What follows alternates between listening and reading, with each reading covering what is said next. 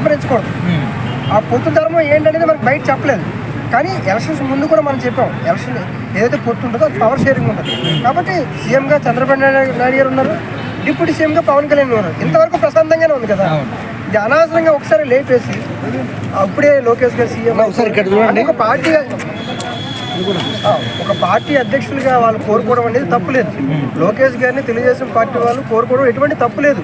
కానీ ఇప్పుడే అవ్వాలి అంటే ఇప్పుడు ఆల్రెడీ ఏదైతే కేవలం తెలుగుదేశం పార్టీ వల్లనే ఇప్పుడు కూటమి అధికారంలో రాలేదు, పవన్ కళ్యాణ్ గారు కూడా ఉన్నారు కాబట్టి.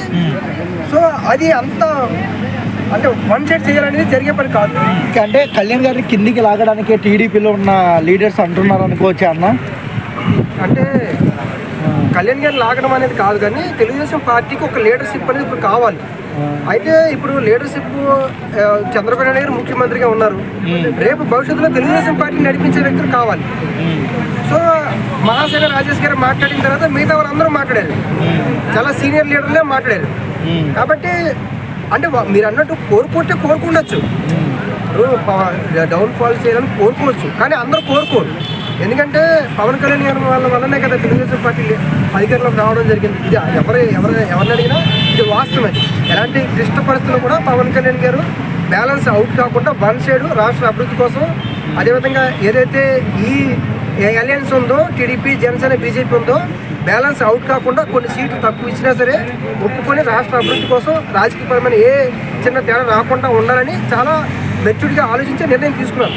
కాబట్టి దీన్ని బ్యాలెన్స్ అవుట్ చేయడం లేకపోతే ఇంకో వ్యక్తిని చేయడం అనేది రాజకీయ పరంగా అది ఇంకా వేరే కాంట్రవర్సీ అయిపోయే అవకాశం ఉంటుంది. అంటే అపోజిషన్ పార్టీకి చాలా పెద్ద అవకాశం ఇచ్చేట్టు అవుతుంది.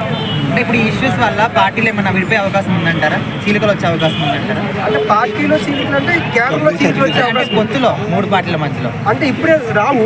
ఇది ఖచ్చితంగా ఇప్పుడు ఏవైతే జరుగుతున్న అంశాలు ఉన్నాయో వాటిని ఖచ్చితంగా అందరూ మనసులో పెట్టుకునే అవకాశం ఉంటుంది. ఎందుకంటే ఇప్పుడు పవన్ కళ్యాణ్ మీద కొన్ని చేసిన వ్యాఖ్యలు, అదేవిధంగా లోకేష్ గారి మీద జనసేన పార్టీ వాళ్ళు చేసిన కొన్ని వ్యాఖ్యలు, ఇవన్నీ కూడా ఖచ్చితంగా రేపు వీళ్ళ యొక్క ఐక్యతను దెబ్బతీసే అవకాశాలు ఉంటాయి. ఖచ్చితంగా ఇప్పుడున్న బాండింగ్ అనేది కొంత గ్యాప్ ఇచ్చే అవకాశం ఉంటుంది. అది ఇప్పుడేం చెప్పలేము, కానీ దీని ఎఫెక్ట్ అనేది ముందు ఉండొచ్చు. కొంతమంది చంద్రబాబు మైండ్ గేమ్ అంటారు దాన్ని. అంటే మీరు చెప్పింది కరెక్టే, నేను అంటుంది. అంటే చంద్రబాబు గారు మైండ్ గేమ్ ఆడాలనుకుంటే ఇలాంటి ఇష్యూ ఒక తీసుకొస్తే ఖచ్చితంగా ఇంత పెద్ద ఇష్యూ అవుతుంది చంద్రబాబు నాయుడు గారికి కూడా తెలుసు కదా. సో ఇలాంటి సమయంలో అది మన ఇప్పుడు ఏదైతే అలయన్స్ ఉందో దాన్ని డివైడ్ అవుతుంది, గొడవలు అవుతాయి అనే విషయం ఆయనకు తెలుసు. కాబట్టి దాన్ని మైండ్ గేమ్ ఆడుతున్నారని నేను అనుకోను. కానీ లోకేష్ గారు డిప్యూటీ సీఎం అవ్వాలని కోరుకోవచ్చు, కానీ ఆయన ఇదంతా చేశాడంటే అది